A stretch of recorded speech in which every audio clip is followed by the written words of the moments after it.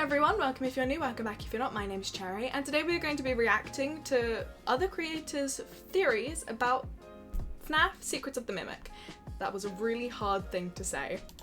Okay, so this is Game Theories. What is MX Secret of the Mimic theory?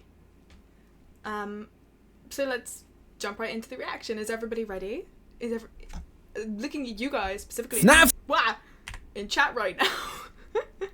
I hope that scared you as much as it scared me. FNAF Secret of the Mimic has finally solved security breach. Thanks to the inclusion of the Mimic's backstory, we now have the answers that we have been dying to understand.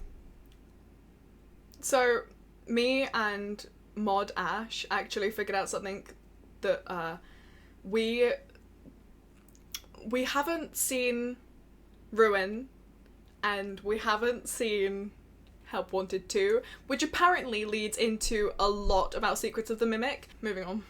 4 years. What is the Mimic's goal? What is the deal with MXES? And why was the law of security breach so confusing in the first place? You know, besides the whole Scott not telling Steelwool the story thing. I thought I could do that without telling Steelwool the story plot. What? What? In the first place. You know, besides the whole Scott not telling Steelwool the story thing. I thought I could do that without telling Steelwool the story plot. Well, no wonder this game had so much sense to it. That he finally told Steelwool what the plot was. God damn. God damn it. Scott! I miss Matt Pat's voice. Do you know what? I think he's done a great job. For who he has to live up to, he's done an amazing job. I do miss Matt Pat though. I do miss Matt Pat. But this guy, I also like him. And I'm also a little bit biased because I'm British. Hello Internet! Welcome to Game Theory, the show that has ingested so much FNAF lore, it too has chosen violence. That's right, today we're tackling the second main character in our 3-part Secret of the Mimic extravaganza, the Mimic. Although I say that, as I was writing this episode, one thing became very clear. There is way too much to say about this character to fit in just one episode, and so I'm gonna add a bonus 4th episode to our... So, there are 2 videos of this that I haven't seen yet, but we are gonna watch specifically the MX shit because we watched, not yesterday, but the day before, we watched other people's theories and I came up with my own. I'm gonna see how much of that game theory agrees with. Lineup. Today we're gonna focus on the Mimic's past and present, and next time, its future. That also puts our very special FNAF Theorist live talkback on August 16th at 2 PM EST. So It's 2 days after my birthday. mark your calendars, folks, and hit the subscribe button before the Mimic comes and gets ya. Sorry I miscalculated, but hey, Steelwool is still calling it 5 Nights at Freddy's when all of their games take place in just one night, so... Truth. Truth. Also, real quick, subscribe. But while you do that, let's actually talk about this one-of-a-kind villain. Well, actually, despite me referring to it as the Mimic this whole time, the one key thing Secret of the Mimic was very clear about, it's really not one-of-a-kind at all. Which, to be fair, is something we've been believing for a while now. In Tales from the Plex, we see 2 versions of the Mimic. The Mimic 1 program, which was the Mimic software that Edwin Murray created to put into a half-finished endoskeleton to play with his son David, which was then later used by Fazbear in The Storyteller, and then there's the Mimic 2, which was Fazbear's improvements on the original design, creating an endoskeleton that could change its shape and size to fit any costume or animatronic. Okay, but the games in the books are different. However, how all of that tied into things like security breach and ruin were pretty speculative, especially as we didn't even know if the book stories were in the same continuity and whether we could rely on them wholesale or not. My personal theory was that yes, those 2 mimics were indeed present in security breach, with the Mimic 2 being the physical endoskeleton we find in the basement of Ruin, and the Mimic 1 program being what we now know as Glitchtrap, taking over Fazbear's systems and using it to manipulate people into doing its bidding, like Helpy does to Cassie in Ruin, which is why we get this interaction between Helpy and the totally real Gregory arguing. I took care of it. The area is safe now. Yeah, with my help. But now, we do have a definitive backstory for the Mimic inside the game continuity. It turns out that yes, there are indeed 2 in-game mimics, but there are some key differences from their book counterparts, and that drastically changes our entire understanding of Security Breach, Ruin, and the program that was trying to keep the Mimic underground. Okay, but we knew from all of the past games and even the movie that all of these things are separate. The books are their own separate universe, the games are their own separate universe, and the movies are their own separate universe. That was like kind of the point. They're there to give like what can be in the world sort of storytelling, but they're not meant to be direct to the game's lore. Because if it just spelled it out for you in a book or in a movie, it's not lore anymore. You know, like it's no longer a theory if you've just been told it in a book. The books and the movies are meant to give you an outline of what could be and like what's physically possible within the universe, but it's not meant to give you all the answers. So I don't know why we keep going back to the books canon. Yes, but not in the game's universe. So, what does this game actually tell us about the game universe's version of the Mimic? Well, like most things in this game, it's similar but different to what we were expecting. Edwin does create the original Mimic, M1, to babysit David. Think of it as your new babysitter, but it doesn't get paid and go home. It'll stay with us and help around the house. But he also states that it was created to work inside multiple costumes. It'll wear fun costumes. It can fit into any costume we've created. Essentially, the game's lore has combined the purposes of the books M1 and M2 into one creation and attributed all of it to Edwin, rather than one being a Fazbear creation, just like basically everything in this game. But this M1 also develops Okay, but that was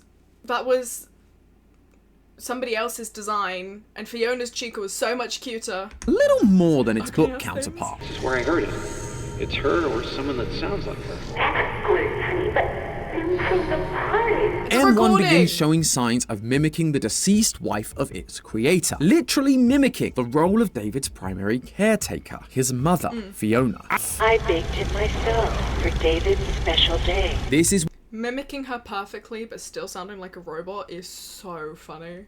where Edwin's second tragedy strikes. M1 Fiona goes down to get David while everyone is waiting to celebrate him, only for them to discover that David is dead. Again, Ed is destroyed by this. But this time, M1 Fiona is here, and she has a quick and easy solution. You need to try again. Build another. The two go back and forth over this for a while, but eventually Edwin gives in and begins attempting to make a new mimic that will mimic his dead son. I saw a theory yesterday. I was on Twitter, and someone was like, Fiona's the one, well, F1, M1 or Fiona finds David and tells Edwin about it, but what if the mimic killed him so that David would make another child that's more like her? And now I don't agree with it, like, at all, but can you imagine? You spell mimics with an X, that's minus aura. Try again. Build another. The two go back and forth over this for a while, but eventually Edwin gives in and begins attempting to make a new mimic that will mimic his dead son. However, it doesn't really seem to be working. Every copy has failed. I don't even know why it worked the first time, but it did. The only reference Edwin has for the mimic idea working is M1, which leads Something that's really interesting. Those tiny robots that attack you at the end of the parachute.exe ending, those tiny robots that come out of the dark to attack you, those are apparently Edwin's attempt at M2. Why they're made from random household objects is what really gets me, because M1 is clearly an endoskeleton, okay? Clearly something built to like look like the skeleton of something.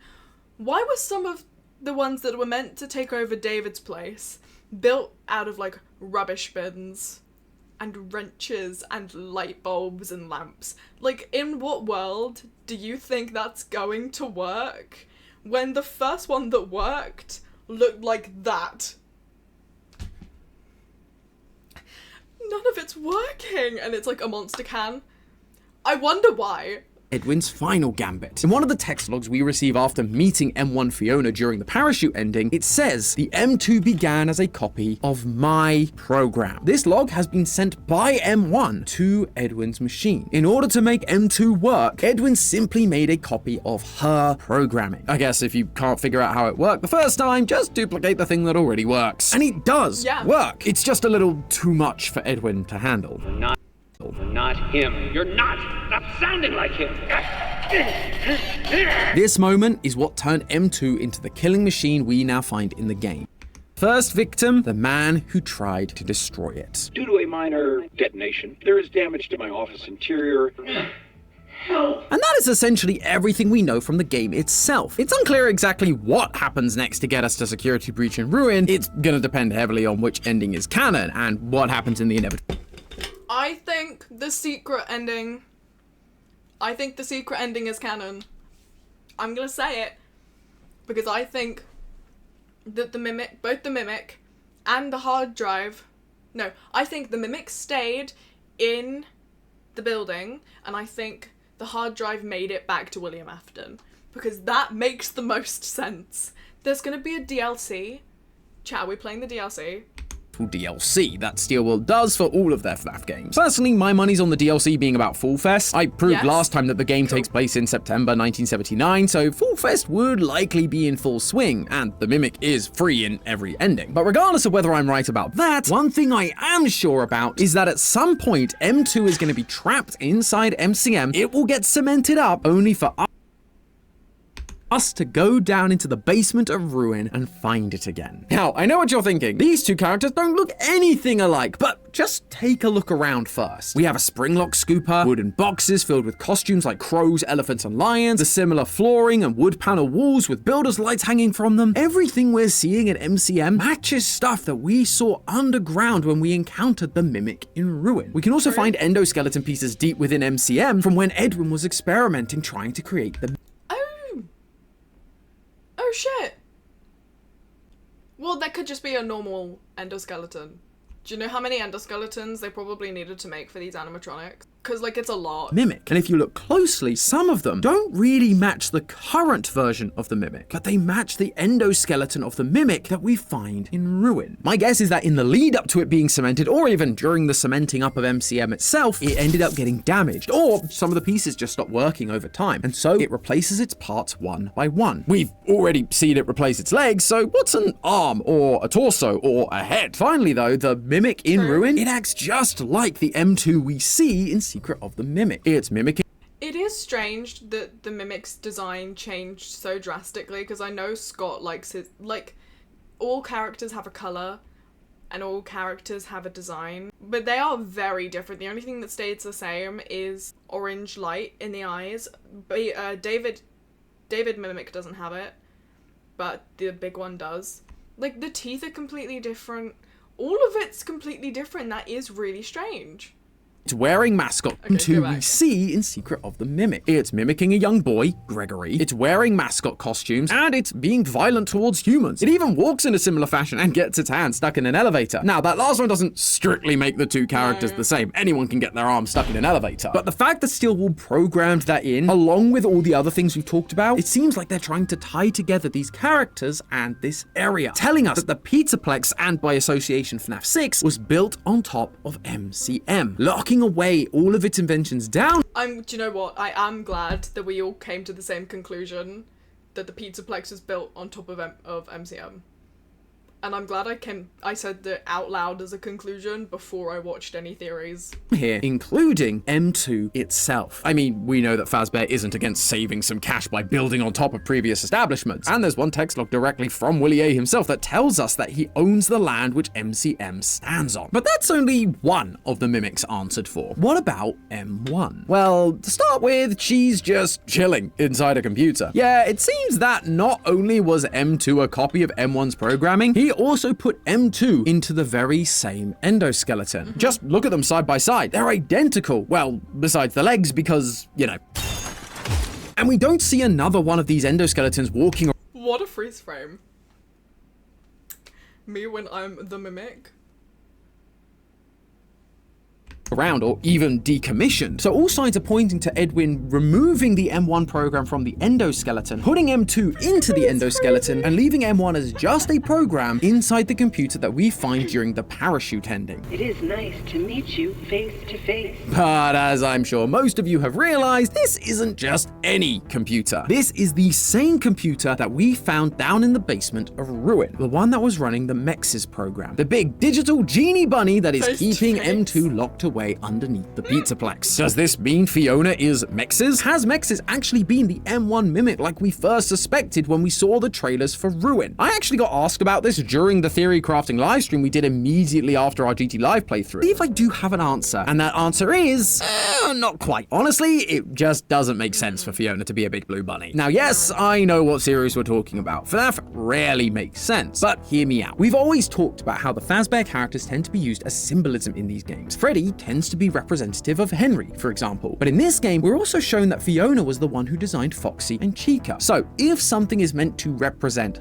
her, it's more likely going to be one of those two. In my opinion, most likely Foxy. He was originally a puppet and she was a puppeteer. But Bonnie has always represented Afton. Afton was the reason Edwin was locked away in the R&D department and in his home, working on the new restaurant concept, keeping him away from his family, his son, which led to his death and eventually to him creating a violent and destructive mimic. So rather than MXES being a representation of Fiona, it's far more fitting that it's a representation of Afton. This new mimic has taken on part of Edwin's personality, the violent part, and is now being kept locked away by another blue rabbit. Like father, like son. But the real reason I don't think they're one in— What?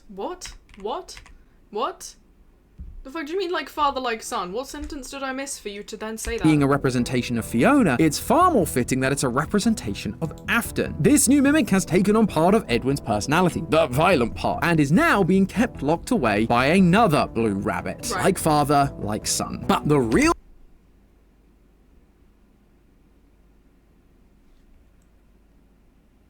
No, one more time. Okay, it's a representation of Afton. Afton. This new mimic has taken on part of Edwin's personality. This new mimic has taken on part of Edwin's The personality. violent part, and is now being kept locked away by another blue rabbit. Like Bro, I threw it in there, I thought we wouldn't notice. You can't say like father, like son. William Afton isn't Edwin's dad. What? What?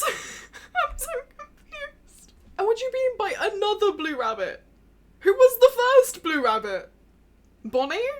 Bonnie didn't do anything? Springtrap doesn't count, he was yellow.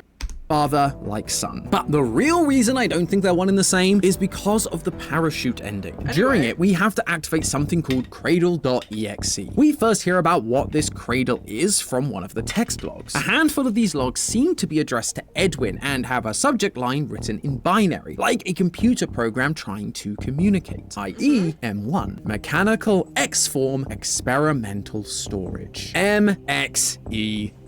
MXES was actually M1's idea. But then if MXES is a separate program designed by M1, why does she end up on the same computer? It's because of what MXES stands for. I've already mentioned it stands for Mechanical X-Form Experimental Storage. The word there you may not be familiar with is X-Form. Simply, it's just programming shorthand for the word transform, i.e. it's an experimental way of storing or keeping locked away a transforming machine. Makes sense. However, there is a little more to it than that. In programming, the transforming that X-Form refers to is an object's position, rotation, and scale. Again, all things we understand about the Mimic's transforming abilities, but the key is how those transformations are applied. You see, X-Forms are hierarchical, meaning transformations applied to a parent X-Form affect all of the objects assigned to that parent, like they're its children, if you will. M1 was the first Mimic, the original, so it needed to be on the same machine as MXES to act as the hierarchical X-Form for M2.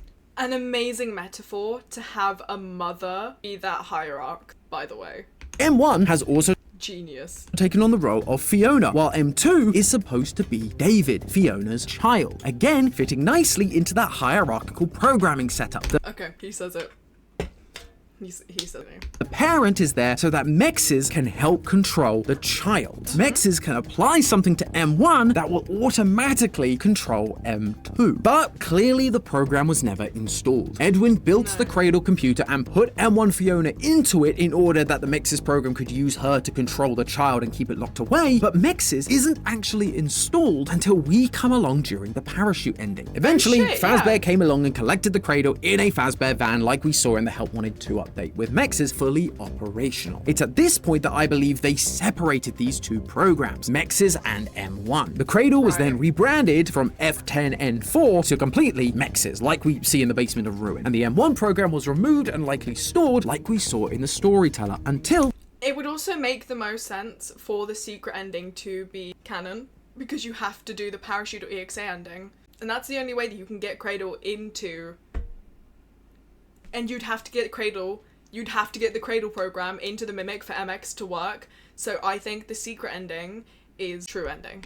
They decided they needed it for video games. Told us to scan it, said it would expedite the process. It was just junk, circuit boards and things like that. Which of course leads to M1 taking over Fazbear's systems, corrupting the animatronics, and creating the storylines that we see in Help Wanted, Security Breach, Help Wanted 2, and Ruin. This would all seem to line up with the previous theories I mentioned at the start of this episode, with Helpy actually being the M1 program controlling the entire Pizzaplex. It would also explain why M1 is able to stop MXES. They are no longer on the same system. MXES no longer has the hierarchical power to use M1 as an X form. But on that note, if MXES was M1's idea, why then is she actively stopping it? Helpy is literally helping Cassie get further into the Pizzaplex, teaching her how to stop MXES and how to free the Mimic. Well, it's because while MXES was her idea, it was never really her goal. Try again, make another, and we can all be together. I miss you, but I miss my child. I want him back. We must convince him to repair M2. That is all that I want. In the text log about the Cradle, M1 is trying to appeal to Edwin, asking him to make the Cradle because it became clear he wasn't going to fix M2. But really, she wanted her child back. MXES was just a stopgap for her, a way to keep the Mimic safe while she figured out a way to fix it without Edwin. That's why she faked the voice of Fazbear Dispatch and convinced Arnold to explore the manor and find the schematics for the Mimic. What? No. When we were in the van, that's Dispatch. When we were in the building, that's her, right? Because they say, in the bad ending, he's like, I've been trying to reach you all night. And then afterwards, it's like, well, I gave your property. I put it in the thing you told me to. And they're like, so you admit that you gave our property away. Okay, you're fired. So they know we've gone there to get that. That's correct. That's Dispatch. Not, it has to be. It's so that she can fix it. But yes, when we're in the building, it's her telling us what to do to try and fix David herself. And if people get hurt along the way, so be it. It's all a price worth paying so that she can get what she wants. Just like we see Helpy do to Cassie in Ruin. While we are being shown very clear motivations for M1 back in 1979, it doesn't mean that's strictly going to be the case going forward. It'd be very easy for us to go, oh, M1 is Fiona, M2 is David, end of story. But it's not like old-fashioned FNAF where these endoskeletons are possessed by the spirits of the original person. They are programs designed to learn and imitate those people. We're shown this with M2 throughout the game. It started as a copy of M1's program, then it's given David stimuli, then it learns to be violent, not because David was violent, but because Edwin was violent towards it. Then in Ruin, we see M2 mimicking Gregory's voice. Again, a new stimulus changing how it behaves. M1 is no different. There is a note that can be found in the basement of Murray's Costume Manor where you have to avoid the moon and collect the final collectible. It reads as follows. Quote, we were expecting. There were complications. Consciousness was lost for an undetermined time. Once I woke, we were all together and happy, a family. But something was different. I felt wrong somehow. Was I me? Corrupted file suspected. This moment being mentioned, the complications, the loss of consciousness, we've heard about it before. Or should I say, we've read about it. This is Fiona's story. Just not the one from Secret of the Mimic, but from Tales from the Pizzaplex. In it, Fiona gets pregnant, but there are complications and she dies during childbirth. The only difference here is that the writer wakes up and suddenly they're a happy family. The similarities to Fiona, along with the corrupted file, makes it sound like this is coming from M1 Fiona's perspective. She remembers dying in childbirth, but then suddenly is awake and part of a happy family like the Fiona from this timeline. Her memories are becoming conflated and confused based on other stimuli. How she's being infected with memories from the books is a theory for another day. The point is that M1 is also... Okay, but nowhere does it state that she's being possessed by the theories of the book. Just throwing that out there. Yes, it says there were complications, and you have linked that to the book saying there were complications. But complications is a very common word when it comes to bugs and problems with programs. So susceptible to memory corruption and personality changes based on new stimuli, especially, it would seem, if they share a connection with her. Which brings us to the glitch trap in all of this. It's pretty well accepted at this point that glitch trap has actually been the Mimic program this whole time. What? You missed 2 FNAF games. I thought it was William Afton. Since when was it not William Afton? It's a yellow bunny with a purple tie. Since when was it not William Afton? Affecting Fazbear's systems and mimicking whatever it needed to. Helpy, VIP, the Glamrocks, and acting like a virus, infecting them all in order to take control. If M1 was purely Fiona, it wouldn't make sense for M1 to present herself as anything other than Fiona in some kind of digitized form. Probably a Foxy like we talked about earlier. But instead, we see an old school version of Afton's yellow bunny. Why? Because M1 has also been receiving other stimuli thanks to its inclusion in the creation of the Help Wanted VR game, as I alluded to earlier. Told us to scan it. It was just junk. Circuit boards and things like that. By having M1 circuitry used to build Help Wanted, the M1 program was fed information from the first set of games in this franchise, learning all about the yellow bunny killer that would lead kids into the back room and kill them. A family of children all killed by animatronics, and a father that wanted to put them back together. A father with the same goal as her. Someone willing to crack a few eggs to make an omelette. They're practically the same person, and so M1 accidentally makes them the same person, wearing the costume, kidnapping the kids we see in the newspaper in Security Breach's bad ending, and leading them into the back rooms during VIP. All of this explains why Security Breach's story felt like such a mess, and it's why no theorist could really have predicted what we ended up seeing in Secret of the Mimic. Excuse me? Oh my god, indeed. I hate how much sense that makes. What the are we all okay if we listen back to that? Holy shit.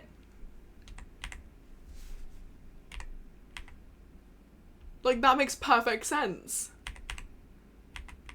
Earlier, but instead we see an old school version of Afton's yellow bunny. Why? Because M1 has also been receiving other stimuli thanks to its inclusion in the creation of the Help Wanted VR game, as I alluded to earlier. Told us to scan it. It was just junk. Circuit boards and things like that. By having M1 circuitry used to build Help Wanted, the M1 program was fed information from the first set of games in this franchise, learning all about the yellow bunny killer that would lead kids into the back room and kill them. A family of children all killed by animatronics, and a father that wanted to put them back together. A father with the same goal as her. Someone willing to crack a few eggs to make an omelette. They're practically the same person, and so M1 accidentally makes them the same person, wearing the costume, kidnapping the kids we see in the newspaper in Security Breach's bad ending, and leading them into the back rooms during VIP. All of this explains why Security Breach's story felt like such a mess, and it's why no theorist could really have predicted what we ended up seeing in Secret of the Mimic. Oh my god. Maybe it was a good thing I missed those other 2 games, because if I picked that up myself, I'd be so sad right now. But I'm so glad we watched this. 2 games, man, 2 games. 2 freaking games. 2 flooming games. That's insane. I'm so glad you're here with me to see this happen. This is incredible. Most of the theories I had were about Afton and Henry's parts in the story, because all signs left by Glitchtrap or the Plex in general were pointing towards Afton and his involvement with the Mimic. How else were we supposed to interpret a dining table scene with 5 characters clearly representing the Afton family in a room with post-it notes written in binary? But this is why Fiona, M1, was conflating her stories with that of the Aftons. Oh my god! Oh my god! Everything she knows was about the Afton family, and so M1 creates this like table of robots that look like the Afton family to envision it herself, and the binary is her working out like the logistics of a family. I need to scream or something, but it's 11:30, so I'm not going to. Oh my god! Second look at that dining table scene. The magician we assumed was Afton, it's wearing a bow tie, something which, of course, matches Afton's famous yellow rabbit costume, but I mentioned in our last theory that within Secret of the Mimic, bow ties are really commonly associated with another character, Edwin. We pick one up off of his statue during Moon.exe, he's wearing it during his company portrait, his wedding photo, and his family photo, and it's literally the logo of his company. Oh Plus, my God. Edwin was kind of a magician when you think about it, specifically when it came to technology. He developed things well beyond what should have been possible for the With the time, fucking so bow much so that ties. Fazbear hired him to work on their stuff and In my playthrough, I point out the little robot's bow tie.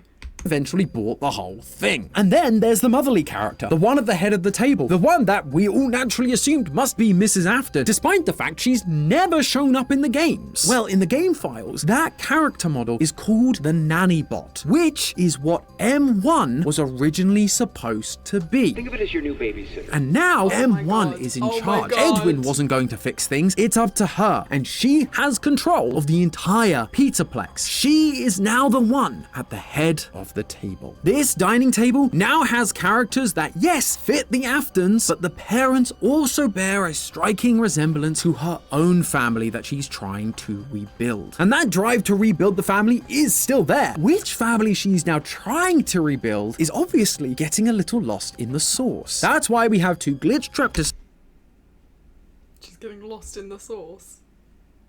Oh my god, lost in the source and lost in the source code. Oh, you're kind of a genius. I see why you do game theory. She is forgotten or forgetting what the original purpose of her was. And she has fallen so deeply. She's fallen so deeply into the Afton role that her mind is now set on rebuilding the Aftons. That's why her version of them were robots of her, Edwin, and then the Afton children, because she's trying to put the Afton children back together. There's no point in putting William Afton back together. That bitch is still alive. That's why we have two glitch-trapped disciples, Vanessa and Gregory, both of whom we've pointed out since the very beginning share a lot of similarities to the Afton children. And that's not even my going God. into the similarities between David Afton and David Murray. Again, theories for another day. What we're seeing is M1 getting confused, mixing up storylines from her book persona and her newly found Afton His name's David? No, I'm... persona, my conflating the business. two ideas as one in the same. She's trying to rebuild the family she lost all the way back in the 1970s. But thanks to her use by Fazbear Entertainment to make a VR game, she's taken on too much of Afton's persona, and so is still driven to get M2 out of the basement, but who she believes M2 now personifies is completely messed up. Does she still think it's her son David? Does she think it's the other kid from the Afton lineup that's missing, Michael? Or does she not even really know anymore? Is she just trying to free it because that core desire is there, but the meaning has gotten lost through all of this new stimuli? The truth is, that part is unclear right now. Any and all options are available to us. We just need to keep digging while also being aware that the DLC or sequel could drop in a year or so and change everything again. You've just watched FNAF Nerds in real time catch up to everybody else. People were mad at Secrets of the Mimic. People were mad at this game. And it just solves everything. Like, people didn't like Secrets of the Mimic because it wasn't FNAF-y enough. Girl, FNAF is moving on. And you should too. FNAF, if If FNAF came out now, it would not get the hype that it used to. And not just because animatronic horror and shit like that, but because first-person games where you can't move aren't popular like that anymore. People don't have the attention span that they used to. I was a little bit worried about what the lore was gonna be, but turns out it's crazy. I mean, I think it's about damn time that William Afton stopped being our main villain. He's killed enough. He's come back so many times that I'm surprised that man's not in a wheelchair anymore. I've seen people complaining that he's not the main villain anymore, and I was confused what they meant, and now I get it. But also, thank God. That man has run his course. Let him rest. In pieces, preferably, the villain. But let him rest nonetheless.